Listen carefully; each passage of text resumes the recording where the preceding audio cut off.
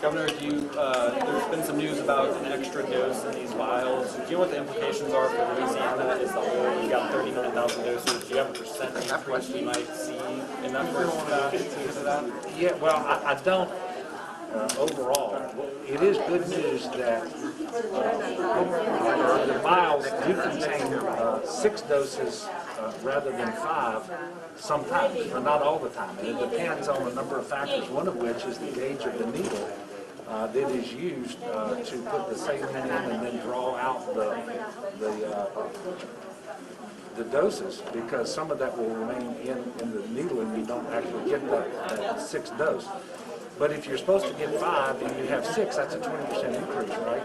And so that means that rather than 39,000 doses, to the extent that you can squeeze out that 6th dose, and it is authorized for us to use from the federal government, because if you strictly construe the guidance that came with the vaccine from Pfizer, you were supposed to get 5 doses per vial. And so there was actually some states where once they drew out all 5 doses, even though there was another one in there, they were actually throwing it away. We're not doing that in Louisiana. We're going to administer every time we can all 6 doses that we can get out of these vials. And I was able to confirm here just a few moments ago that they're getting 6 routinely from every vial. So that's good news for us. That's actually more vaccinations that we're going to be able to do with the allocations that we're already receiving.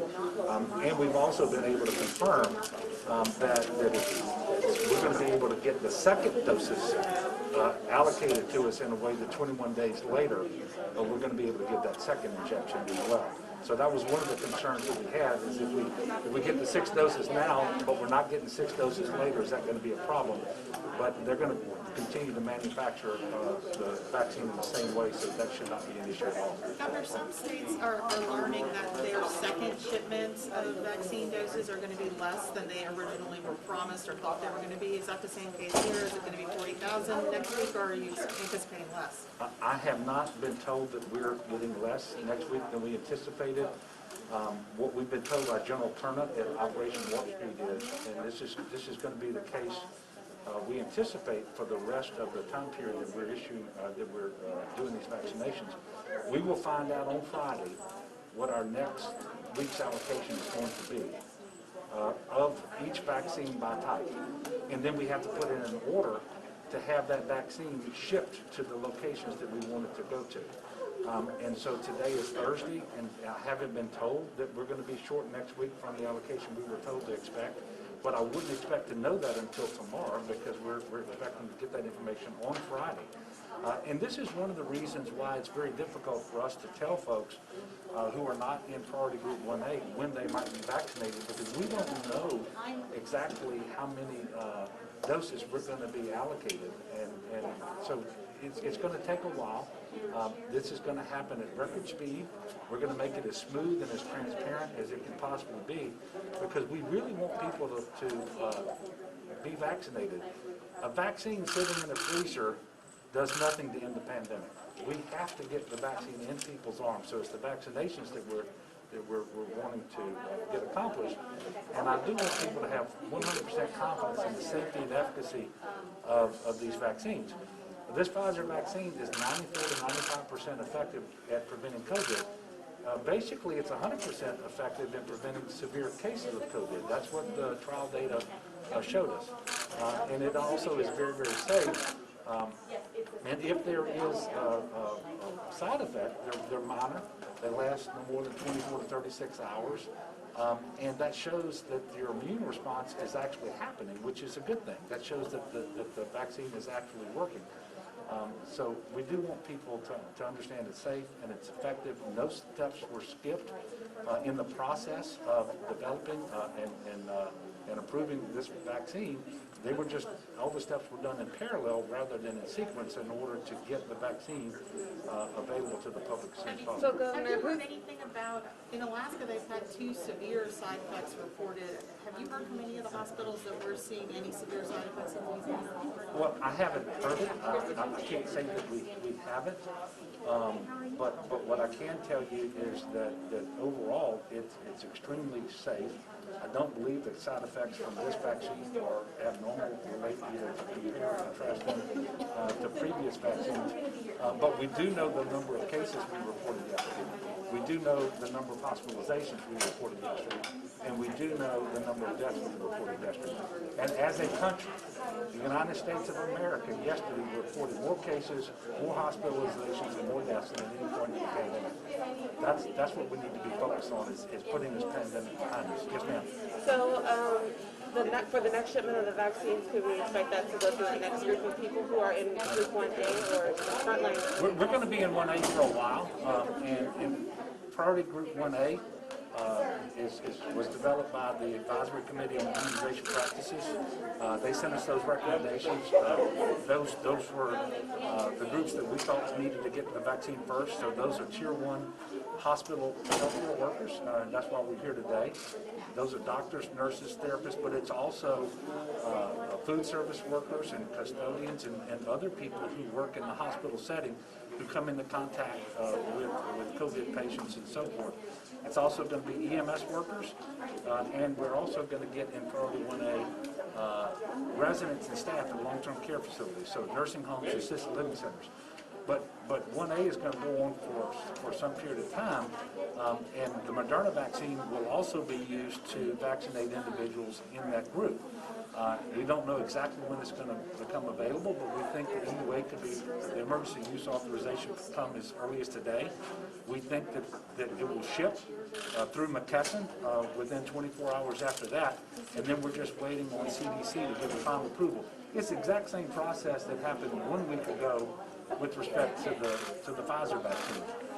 But for the most part, the nursing homes, and in fact, I think 100% of them, have contracted with Walgreens and CVS in order to do the vaccinations of their staff and their residents. And so we're going to see it happening a little bit differently. The good news is if we can use Moderna in that fashion, it doesn't require ultra-cold storage capability. Any freezer will do, and that makes it easier to do outside of these large hospitals. Are we still on track to administer all these doses within 48 hours, like you mentioned last week at the White House? Well, I don't know that that's what I said. What I was trying to say is we would start administering the vaccine within 48 hours of receipt.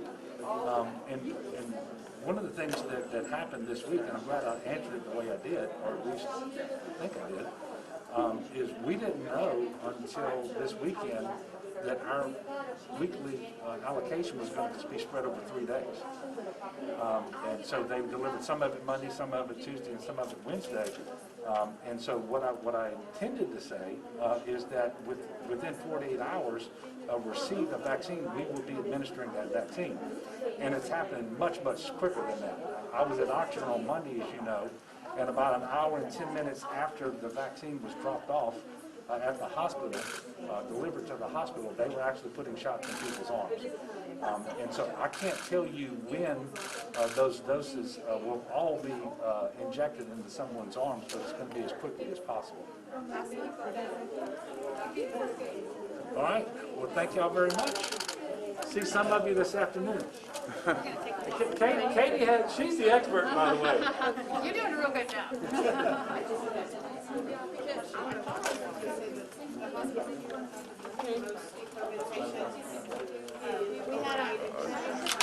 We have a daily report of how many COVID patients get admitted within each 24-hour period that goes out to leadership, and that helps us plan our ER capacity, what we have capacity to take other patients from other hospitals for, and overall it gives us a sense of how are we doing, because we know from our last 2 surges that once you start to see an increase in patients, that increase sort of becomes an avalanche of COVID patients that can overwhelm the system. And in the last 24 hours, we've admitted more patients than we have since we saw in the summertime, in that July 4th week.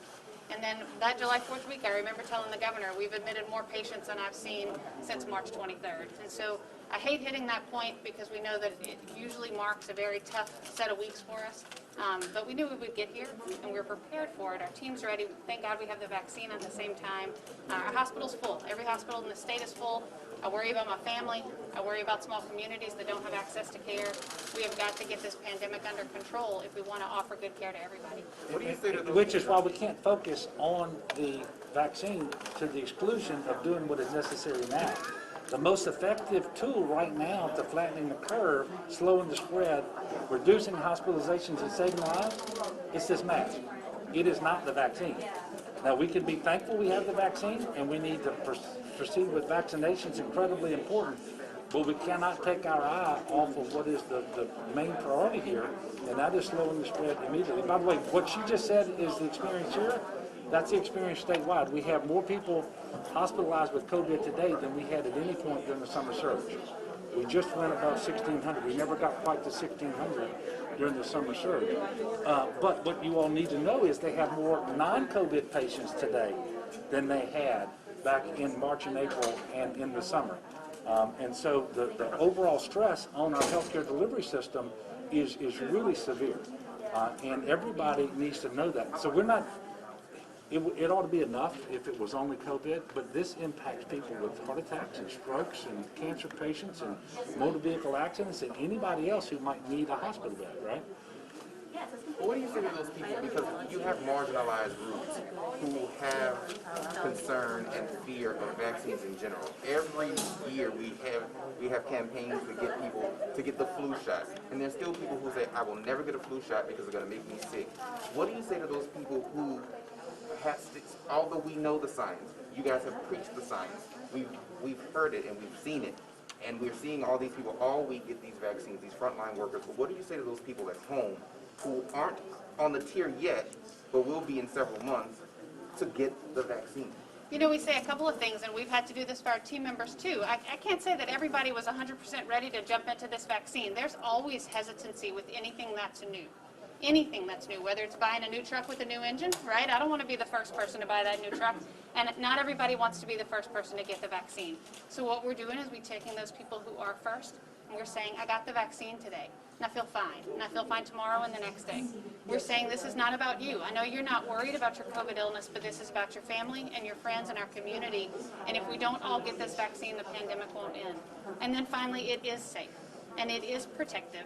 And it is the most astonishing vaccine that we've ever seen, and we need to embrace this because it's time to end this pandemic. And if we don't all do it, we will be in this for much longer. We don't have time, we don't have the energy, and honestly, we can't lose any more lives. So those are the things that we say, and I think that as we get to see more and more people get this vaccine, take it up, and do so well with it, we'll see more and more people get it. So And I think for those people who've decided, well, you know, I'll get the vaccine, but I'm going to wait. I'm going to see how other people do with it first. Well, that's already happened. That's called a clinical trial. There were 30,000 and some odd people that actually did that, and that's so there's no reason to adopt that approach outside of the clinical trial. That's already happened.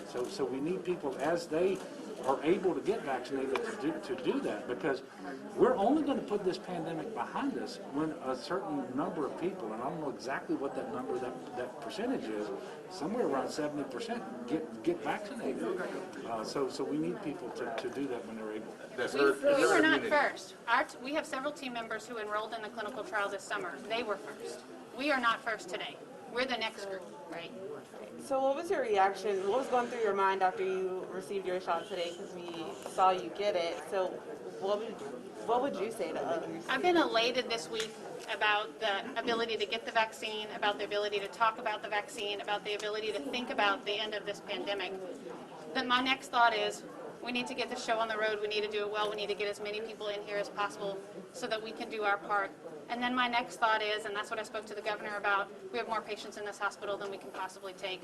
I'm worried about our community. I'm worried about not being able to accept people who are sick and need a bed, and that's what we need to focus on this afternoon. And by the way, the beds are not the greatest limiting factor. It's her staff, which is one of the reasons why workers here are getting the vaccinations first, is so that they won't be missing work because they have COVID themselves. As we move forward, more and more of her staff should be available to come to work every day as scheduled for their shift, because the staffing is the hardest part to get right here to meet the demands. It's not so much the beds, it's the staff. And I'm going to make one more comment, because I know this is going to be coming down the road. We know that because of the trials and the information we're getting from the FDA and the CDC, that these vaccines are 94-95% effective in preventing COVID. What we don't know yet is whether it prevents people from spreading the virus. So individuals can be contagious even if they don't have a clinical case of COVID, because those particles can be in the nasal passageways and so forth. So even after the second dose, and I think it really is 2 weeks after the second dose is what they're saying. I feel really confident. Right. Right. Even after that, individuals who have been vaccinated are going to continue to wear masks until and unless such time as we have credible information that comes from the FDA and so forth, the CDC, that vaccination prevents people from being contagious as well. We don't have that information right now. And I know there's going to be a lot of confusion around that. When people like Dr. O'Neill continue to wear a mask, and she's going to wear a mask in the hospital regardless, but when she continues to wear a mask when she goes to make groceries, after she got her second shot, it's because we don't have information yet that the vaccination prevents you from being contagious. And that was my question. Like, we still have to be careful even if we do get the vaccine. We have to be careful for a long, long time. We're doing a great job in some places of doing that, and we won't stop until we know that the pandemic is over and we've been told that the risk of spread is so small that we can take our masks off. And what a great day that will be, but it is months in the making at least. And so for now, we need to go about the same things that we were doing in the summer, especially as we approach Christmas, the same careful nature of Zooming your Christmas meals, only small gatherings, needs to be your immediate family. Let's skip this Christmas, and let's look forward to next year. With the hospital concerns, the staffing and the beds and everything, are we more mandates? Is that the plan? The proclamation ends on the 23rd. I'll make the announcement next week as to what we're doing. Thank you. Thank y'all.